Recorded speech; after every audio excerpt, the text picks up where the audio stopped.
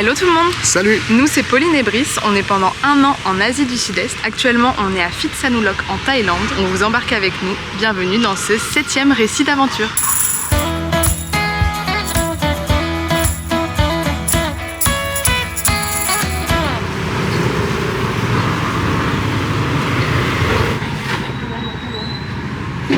On est arrivé à Phitsanulok hier depuis Lampang, on a pris le train. Le train a duré 4 heures, c'était magnifique, il est passé, les rails passent par le centre de la Thaïlande, par la campagne et c'était vraiment sublime. C'est moi qui avais la caméra, je n'ai pas filmé ou très peu puisque j'avais mes petits écouteurs et je regardais tranquillement le paysage par la fenêtre, c'était trop beau. On n'était pas à côté, on a réservé nos places sur One2Go Asia qui est le site en gros où on peut prendre la majorité des bus et des trains en Asie et on s'est rendu compte en fait avant d'embarquer dans le train qu'il était vraiment complet, donc on avait des places assez excentrées. C'est pas grave, passer un bon moment quand même, puis comme ça j'ai pas vu ta tête pendant 4 heures.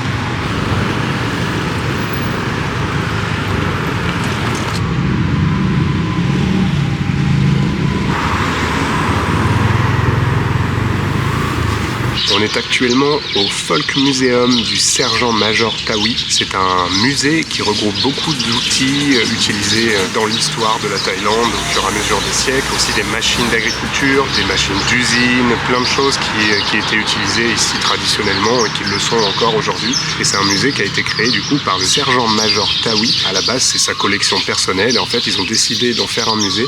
Et c'est aujourd'hui un musée qui a été élu l'un des meilleurs en Thaïlande en ce qui concerne la culture thaïlandaise et l'héritage thaïlandais.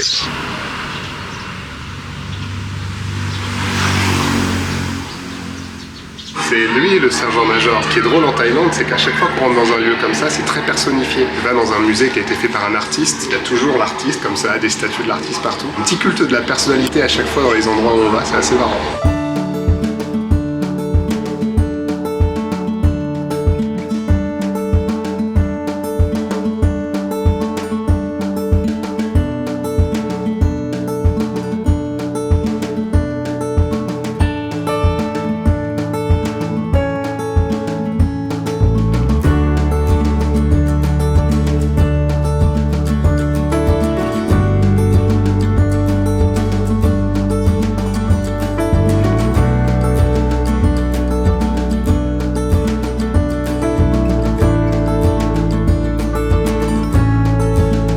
Le musée est super intéressant, ça fait un petit peu musée d'histoire naturelle, un peu ancien. Le musée est en plusieurs bâtiments, là on est dans un bâtiment qui retrace un peu l'histoire de la ville de Phitsanulok. Et en fait on y apprend que la ville a été totalement ravagée par un incendie dans les années 1960. Tout le monde a fui la ville et en fait la ville a été reconstruite très rapidement, un petit peu à la va-vite. C'est pour ça que dans tous les guides et sur internet on dit généralement que Phitsanulok n'a pas trop de charme parce que c'est une ville qui a été reconstruite très vite après l'incendie en fait.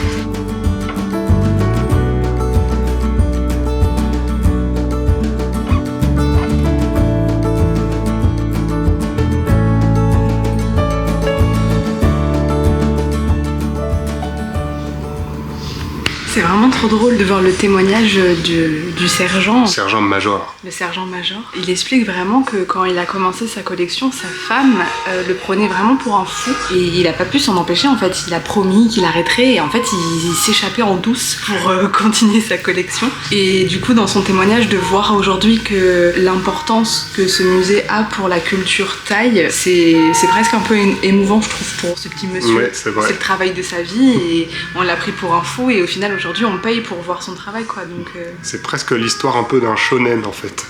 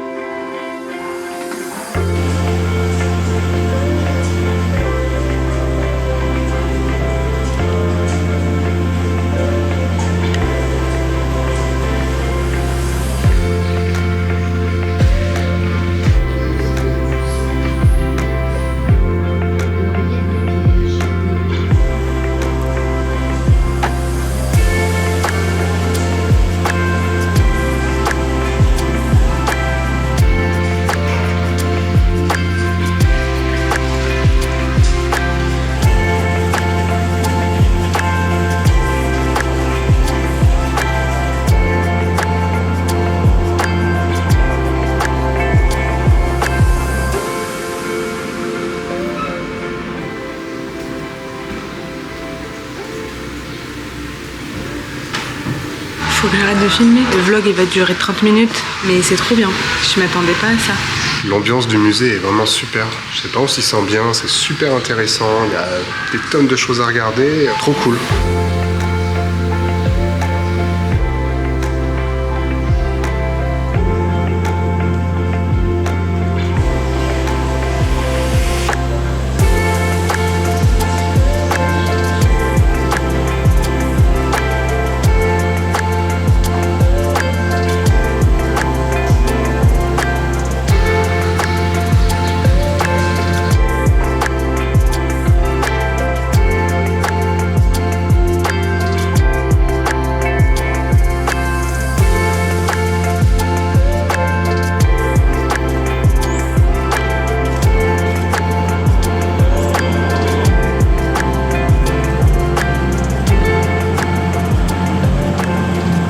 On est sorti du musée de tout à l'heure. En fait, là il est peut-être 13h, il fait très chaud. On essaie de trouver quelque chose pour manger. Phitsanulok, c'est une grande ville, beaucoup de monde, mais en même temps, ça casse un peu tous les codes de ce qu'on a vu jusqu'à maintenant. C'est-à-dire qu'on n'a pas trop de repères. Où sont les cantines, où sont les endroits pour manger, tout est fermé en fait. D'ailleurs, en face du musée, vous avez une usine de moulage, de fabrication de douda. On y a été, mais le monsieur nous a dit que c'était fermé et on aurait bien aimé le faire. Du coup, là, on cherche un endroit où manger, on ne trouve pas du tout. Alors là, par exemple, il n'y a personne là où on est, alors qu'une rue à côté, il va y avoir plein de monde, mais tout est fermé. C'est assez bizarre, ça casse vraiment tous les codes de ce qu'on peut voir visuellement en Thaïlande, enfin nos repères qu'on a un petit peu. Vraiment ici, il n'y a rien qui est fait pour les touristes ou autres, parce qu'il y en a très peu, on en a vraiment croisé sur les doigts d'une main, quoi. Il n'y a pas énormément de stands de street food, ouais. Les marchés un peu couverts où à l'intérieur il peut y avoir des cantines. C'est fermé. Tout est fermé. On est en pleine semaine, aux horaires un peu normales des autres villes. On comprend pas trop le mood de la ville pour l'instant, pour être honnête. Le musée c'était vraiment top. Le reste c'est un peu troublant pour l'instant. Là par exemple ici, bon, c'est un endroit où généralement il y a plein de restaurants, c'est des marchés. Tout est fermé, absolument tout. Ça grouille pas de monde et d'enseignes ouvertes quoi. Après Phitsanulok, pour nous c'est une ville étape parce qu'après on va dans l'est de la Thaïlande. C'est un endroit qui est beaucoup moins touristique et du coup on savait que le trajet pour aller dans la prochaine destination allait être compliqué. Mais on savait que Phitsanulok, il n'y aurait pas 1 milliard de trucs à faire quand même. À la base aujourd'hui, le musée c'était pas du tout à l'ordre du jour. On avait prévu en fait de louer un scooter et justement de pas faire de ville et d'aller aux alentours. Mais le problème avec ça, c'est que s'ils louent pas de scooter, il y a tellement pas de touristes qu'en fait il n'y a pas de magasin de location. On a trouvé un, les avis sont pas top, ils demandent beaucoup de bahts en caution, donc ça pue un peu. On se retrouve à faire de la ville alors que c'était pas trop le programme ici. Mais là on est un peu perdu. On va bien trouver quelque chose à manger quand même quoi. Sinon on va peut-être finir par croquer là-dedans. Voilà, un petit croc ici, et puis ça cale une petite fringale.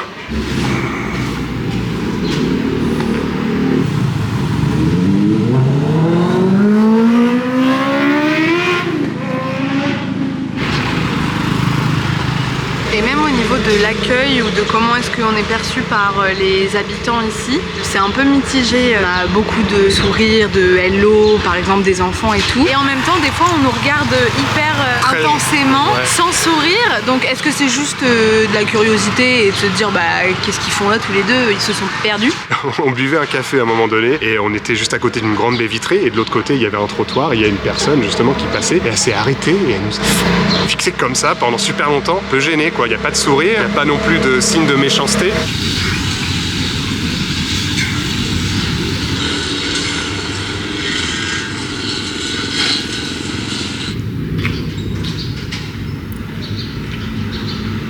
Là, il est à peu près 14h30, ça doit faire à peu près 2 heures qu'on marche dans la ville, il n'y a rien d'ouvert. Impossible de manger. Quelle folie! Trop bizarre! Cette ville, c'est un énorme mystère. Parce qu'il y a quand même de l'activité, il y a du trafic, il y a du monde. Les seuls gens qu'il y a, en fait, c'est des gens en voiture qui vont d'un point A en point B. Mais en termes de commerce et tout, il n'y a rien. Donc là, ce qu'on va faire, en fait, c'est qu'on va rentrer à l'hôtel et on va se commander un Grab. Grab, c'est l'équivalent d'Uber Eats, Deliveroo ici, dans toute l'Asie du Sud-Est. C'est Grab. C'est un grand mystère et la ville est un grand mystère aussi.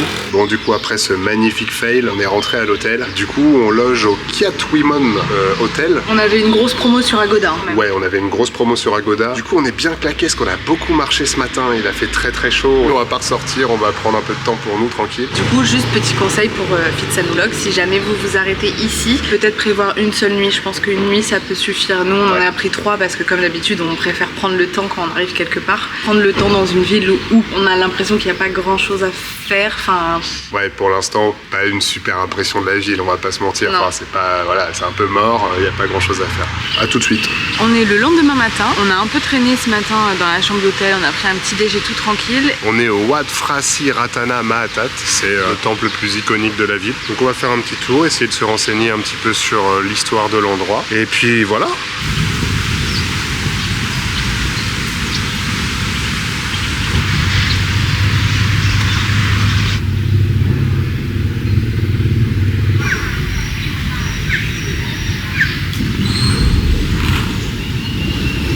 Le temple a été construit en 1357 par le roi de Sukhothai de l'époque. Phitsanulok en fait faisait partie de la province de Sukhothai. Il reste plus grand chose. Là, le grand Bouddha qu'on voit, doré sur un fond blanc, a été construit du coup bien après ça.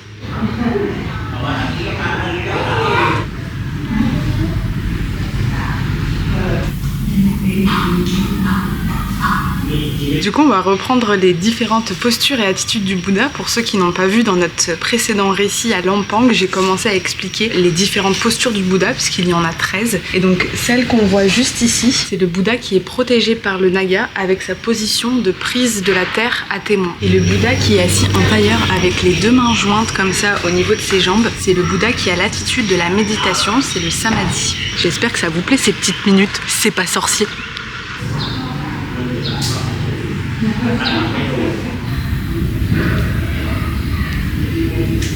Toutes les petites ruines qu'on voit dans les galeries tout autour du temple, ce sont ce qu'ils ont réussi à déterrer en fait du temple de l'ère de Sukhothai, parce que du temple principal il reste quand même pas grand chose et tout le reste en fait est exposé tout le long du temple.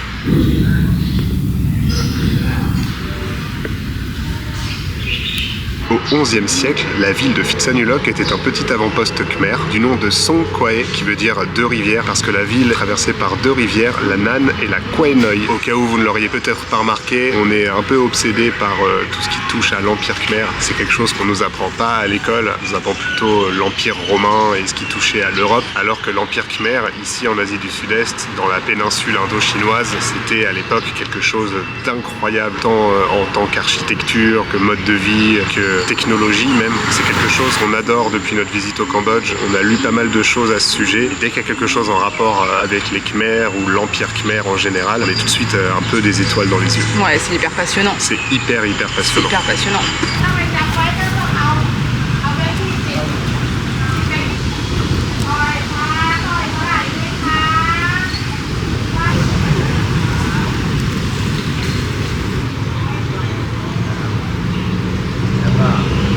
À l'extérieur des temples, il y a des petites dames qui vendent des poissons et des sortes de couleuvres dans des sacs en plastique. Les animaux sont vivants. On voit plein de personnes qui achètent et qui descendent dans la rivière qui est juste en face de nous, qui les déposent. C'est une tradition bouddhiste. C'est un acte méritoire. Ça permet en fait de cumuler du karma positif dans le but d'une réincarnation. Bon, eh bien, on clôture ce 7e récit d'aventure ici. Vous l'aurez vu, on n'avait pas grand chose à montrer. On s'est demandé s'il fallait qu'on filme en fait cette étape et qu'on fasse un vlog ou pas. Mais on a tellement peu trouvé d'informations avant de venir ici depuis la France, que ce soit en vidéo ou sur des blogs. En fait, on se dit que dans tous les cas, ça vaut le coup de le faire et de la publier. Peut-être qu'un jour, ça va aider quelqu'un qui se dit, tiens, peut-être qu'il faudrait qu'on aille à Phitsanulok. Le mood de la ville, ça nous a pas trop eu. Le musée, c'était chouette, mais à part ça, voilà. En tout cas, ça nous a fait une bonne étape pour la prochaine destination. On a vraiment hâte d'aller, même si au niveau des transports... Là, on prend un bus à 1h du matin. Et après, on sait pas trop comment on va se débrouiller. On arrive dans une ville qu'on n'avait pas prévue pour ensuite trouver un moyen d'atteindre la ville où on doit aller. Mais on vous expliquera cet itinéraire-là dans la prochaine vidéo. On espère quand même que vous avez aimé celle-ci, même si c'était un peu moins passionnant que les autres sûrement. Ouais. Mais c'est peut-être d'utilité publique quand même. On se retrouve très vite. Allez, salut!